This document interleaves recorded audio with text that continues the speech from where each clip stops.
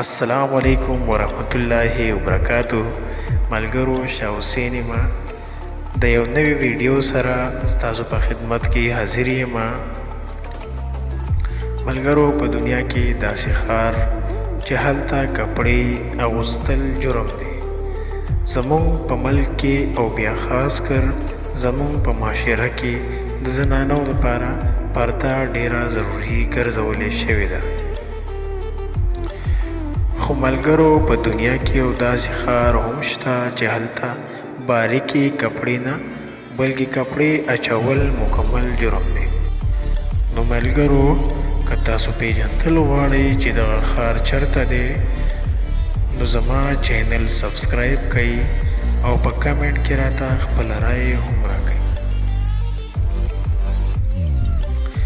ملګرو، په یورپ کې یو داسې ښار شته چې هلته کپړې اچول جرم ګرځولی کېږي. د تفصیلاتو مطابق په فرانس کې یو داسې ښار هم شته دی چې هلته کپړې اچول لوی جرم دی. ملګرو، د دغه ښار نوم کیپ ډي ایج دی.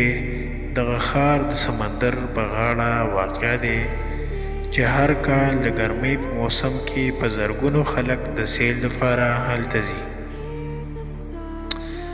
ملګرو، خو هر کله چې دغه ښار ته ننوځي نو شرط یې دا دی چې بغیر د کپړو نه به ښار ته داخلیږي. په دې ښار کې د نورو ښارونو په شان بینکونه، دفترونه، هسپتالونه او د ضرورت نور سامانونه هم میلاوي.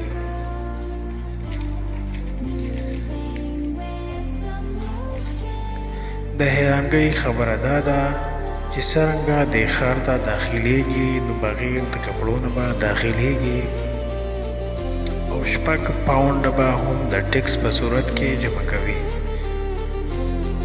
هر کله چې څوک د چا سره څه قسمه غلطه رویه اختیار کړي نو جیل ته به لیږلی کېږي او په جیل کې به غټه جرمانه ادا کوي.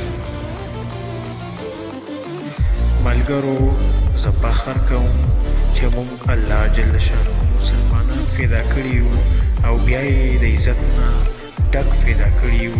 شکر الحمدلله.